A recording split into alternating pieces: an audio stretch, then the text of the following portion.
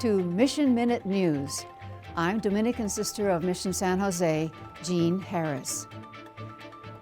Without Jesus in the manger, we would not have Jesus on the cross. And without Jesus on the cross, we would not have salvation, and we would still be separated from God. The Christmas story is one of prayers answered and miracles witnessed, promises fulfilled, and hope restored. It's an old story and a new story. It's Jesus' story, and it's our story. Merry Christmas. Now the headlines. Pope proclaims true richness of Christmas. Pope Francis brings the prayers of the world to Mary. Loss and damage fund, not enough. Money spent annually on arms could end hunger. News from India Central Province. The Being a Woman project offers retreat. Fu Shanfu Migrant Center in Warsaw. These stories and more on Mission Minute News. Pope proclaims true richness of Christmas. Addressing delegations from Sutrio, Rosello, and Guatemala, who have provided this year's tree and nativity scenes in St. Peter's Square, Pope Francis draws attention to the true meaning of Christmas. To meet God, we must reach Him where He is. We need to lower ourselves, to make ourselves small, as Jesus did by coming to birth in a stable. Pope Francis made this remark on December 3rd as he received 3 delegations from the Italian villages of Sutrio and Rosello and from Guatemala, who gifted the Vatican with this year's Christmas tree and 2 nativity scenes. The nativity scenes, one for St. Peter's Square, the other for the Paul VI Audience Hall, were unveiled during the traditional Christmas tree lighting ceremony that was forced to take place in the hall because of inclement weather, not outside in the square. After thanking the delegations for their gifts, Pope Francis drew attention to the significance and symbolism behind the Christmas tree and crib. The tree, with its lights, he said, reminds us of Jesus, who comes to illuminate our darkness, our existence often locked up in the shadow of sin, fear, and pain. But it also suggests that, like trees, we need roots, solid foundations, to remain firm, grow, and resist the winds of life. It is therefore important to cherish the roots, in life as in faith. Then he said, the crib speaks to us of the birth of the Son of God, who became man to be close to each one of us, born not in splendor, but in the poverty of a stable. The nativity scene helps us to rediscover the true richness of Christmas, different from the consumerist and commercial one, to become intimate with God, with the fragile simplicity of a small newborn, with the meekness of His being laid down, with the tender affection of the swaddling clothes that surround Him. The display will remain in St. Peter's Square until the end of Christmas time. Pope Francis brings the prayers of the world to Mary. Pope Francis prayed before the column of the Immaculate Conception on Thursday, December 8th. He prayed for all people on earth, old and young, and for peace, especially in Ukraine. Pope Francis traveled to Rome's Piazza di Spagna for his customary act of veneration to Our Lady on the solemnity of the Immaculate Conception, though for the last 2 years the visit has been private and very early in the morning in order to adhere to pandemic restrictions.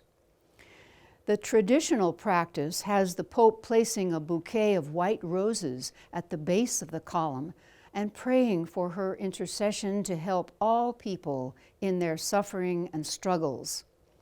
The special focus this year, of course, was on peace in the world, especially on peace in martyred Ukraine. The Pope said to Mary, "I bring you the thanks and supplications of all your children, near and far, young and old, and families." And he prayed for peace in Ukraine, even as he shed a tear at the thought of that troubled land. He especially included the prayer of young people for the future and of young couples who seek inspiration in Mary and Joseph. The Pope concluded his prayer saying that we are looking to you who are without sin, that we might continue to believe and hope, that love might conquer hatred, that truth might conquer lies, that pardon might conquer offenses, that peace might conquer war. The solemnity of the Immaculate Conception celebrates the singular grace and privilege by which the Most Blessed Virgin Mary, in the first instant of her conception, in view of the merits of Jesus Christ, the Savior of the human race, was preserved from all stain of original sin. This dogma of the Church was believed from the very beginning, but was only formally defined in 1854 by Blessed Pope Pius IX. In 1857, the commemorative column was raised in Piazza Mignanelli, close to the Spanish Steps and the Piazza di Spagna in Rome. The annual papal visit began in 1953, the year before the 100th anniversary of the proclamation. Loss and damage not enough. Let's act now or never. We don't need any more talks, said Sister Durstin Farnan, a Dominican sister of Adrian, Michigan, as she attended the recent COP27 on climate change. World leaders must quickly agree on ways of fighting climate change, she said, noting that wealthier countries like the U.S. need to step up and work with other partners in the world, especially small islands that are being washed up and washed away. Many Catholic sisters are not satisfied with the meager progress of the UN's 27th Conference of the Parties climate talks in November. Apparently, negotiations on the financial aspect, creating a loss and damage fund, which is a good thing, eclipsed the likelihood that nations would deliver and build upon the climate commitments pledged in Glasgow last year at COP26. This year's conference at Sharm el-Sheikh, Egypt, was expected to address not only climate finance, but also adaptation ambition and implementation of the Paris Agreement.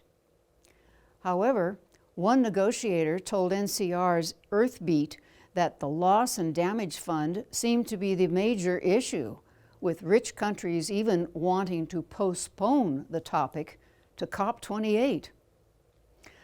Farnan, who participated in street demonstrations at COP27, said her congregation was disappointed in the slow progress of the negotiations.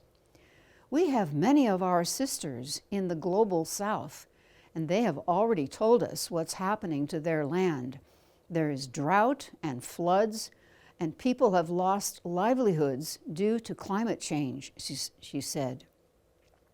The Vatican's Apostolic Nuncio to Egypt, Archbishop Nicholas Tevenen, also in attendance, concurs wholeheartedly with the push toward reparations, but he also supported the 1.5 degrees Celsius temperature limit reflected at the meetings, a far more ambitious goal. Representing Vivat International, Comboni missionary sister Paola Mogi, whose congregation has a significant presence in 16 African nations, said she was perplexed that creating the Loss and Damage Fund had been such a contentious issue. Sister Ernestine Lalao, representing Our Lady of Charity of the Good Shepherd congregation in Madagascar, pleaded with wealthy nations responsible for the climate crisis to sympathize with countries severely affected by human-induced climate change. After all of Africa produces less than 4% of global greenhouse gas emissions, while China is responsible for 23%, the US for 19%, and the European Union for 13%. Farnan urged COP27 participants not to give up on their push for climate solutions. We will continue praying that all countries trying to put their best efforts into climate mitigation will continue to do that, she said. News from India Central Province. St. Patrick Dental Clinic, Indore. St. Patrick Dental Clinic in the city of Indore was founded by Irish brother Aidan Courtney, SVD, more than 50 years ago. The clinic was a success and in a short time became famous.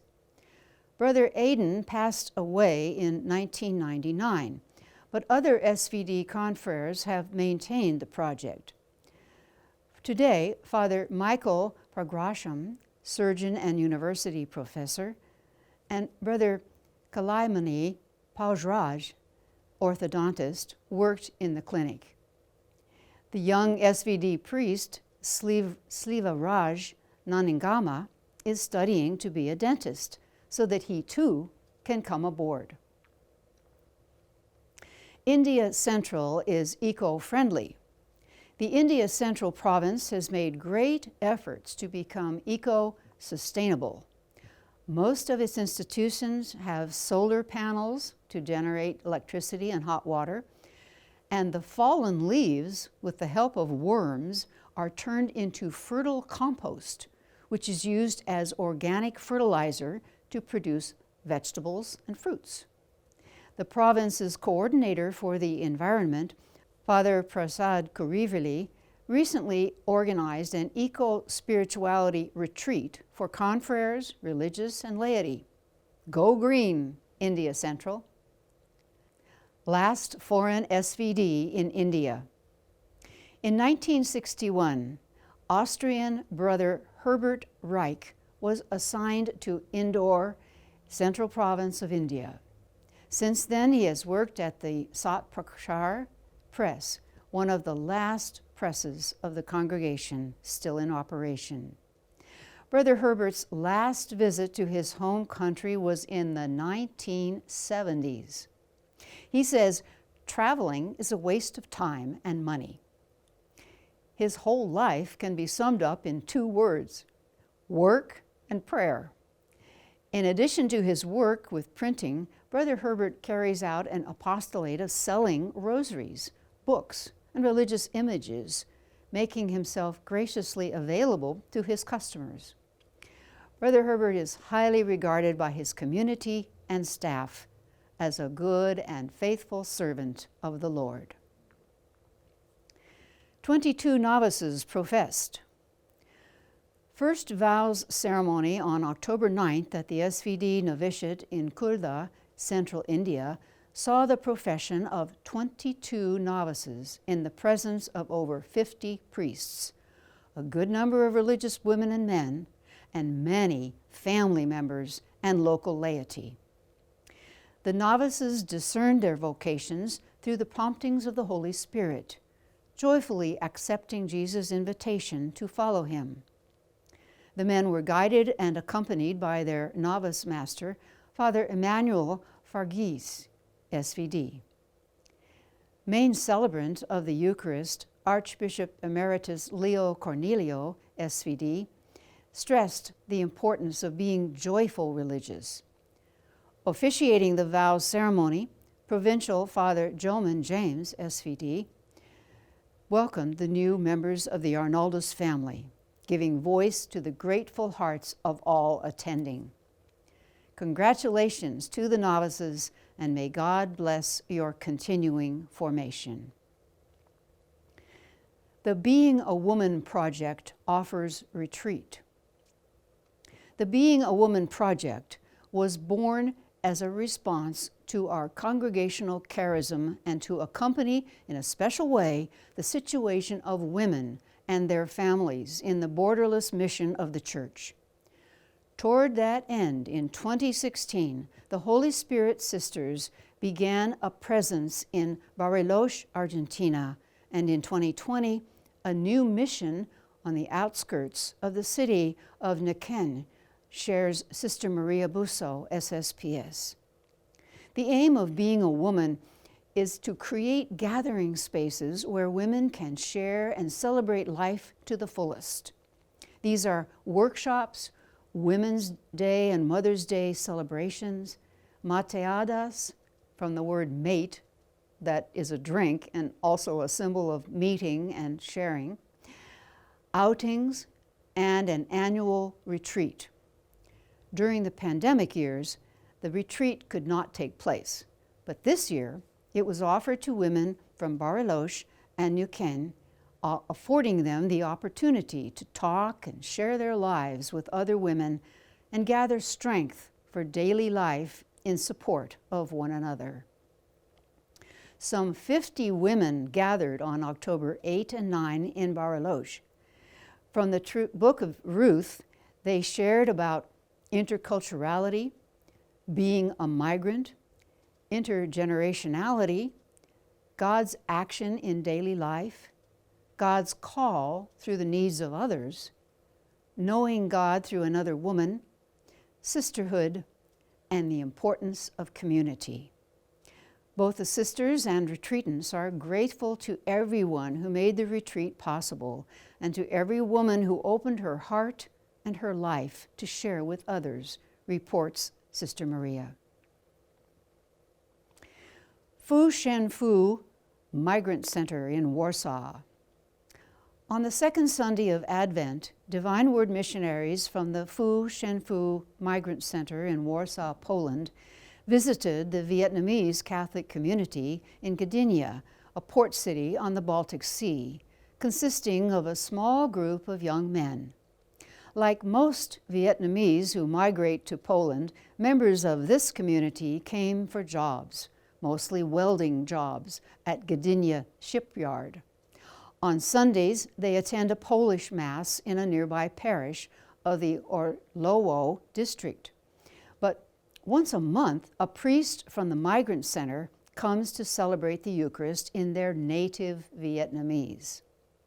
Divine Word missionaries are thankful to the parish priest and the Archbishop of Gdansk for allowing our priests to do this monthly service, and to Thomas Bedrzicki and Piotr Zukowski, parishioner, for making this possible and treating our small community with great care and open hearts.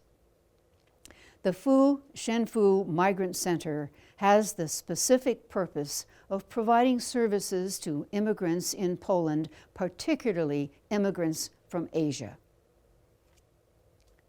Family ministry in Mexico challenges sisters. In October 2021, SSPS sisters arrived in the Sierra Norte of Oaxaca in the parish of San Francisco Cajonos. And personally, I was impressed by the cultural richness and natural beauty of the place, shares Sister Salud Osornio about her experience in Mexico.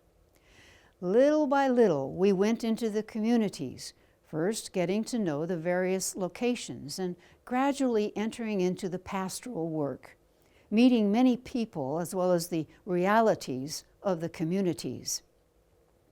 After almost 9 months of sharing and visiting families, I set to work in family ministry. I felt very challenged because each family presented a different situation from which they suffer. One challenge is the excessive consumption of alcohol and drugs among young people, a great sadness for their mothers, especially when they see their sons, husbands, and brothers thus addicted. Only a few days after our arrival in the community, we were confronted with a case of alcoholism in a very sick young man who was convulsing in pain. Sister Socorro Lopez Rodriguez immediately called a doctor who told her what medicines to administer. Fortunately, Sister had a good first aid kit, but that night was terrible for the man. However, with the help of God, the medicines, and prayer, he managed to recover and gradually gave up alcohol and returned to his family and professional life, reports Sister Salud. Diamond Jubilee of Church in Enga, Papua New Guinea.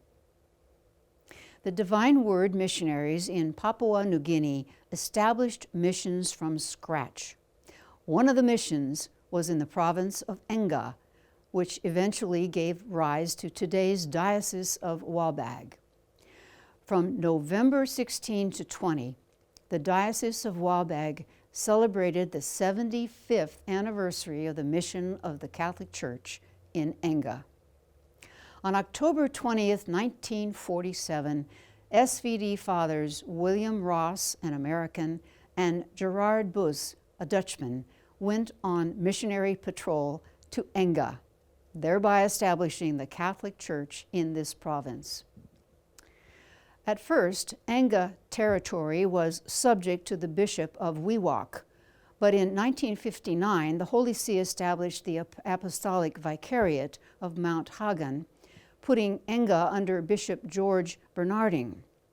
Then in 1966, when the Holy See established the Diocese of Walbag, Enga found itself under that bishop, who is now Douglas Young. The Diamond Jubilee celebration lasted 4 days, Wednesday to Sunday, and included the unveiling and consecration of a monument commemorating the missionaries, the founders of the mission, and the Catholic Church in the province of Enga in the Diocese of Walbag. During the procession to the specially built altar on the sports field, an honor guard of children wore T-shirts that read, "Holy Childhood, Walbag Diocese, 1948 to 2022. A local priest led the commentary and greeted the honorable guests, and Walbag Bishop Arnold Arowe officiated. Of particular note was a procession with the Bible in which the fathers of families and other gentlemen sang and danced. In his homily, Bishop Arnold thanked the thousands of people from many parishes who came to celebrate despite the rain.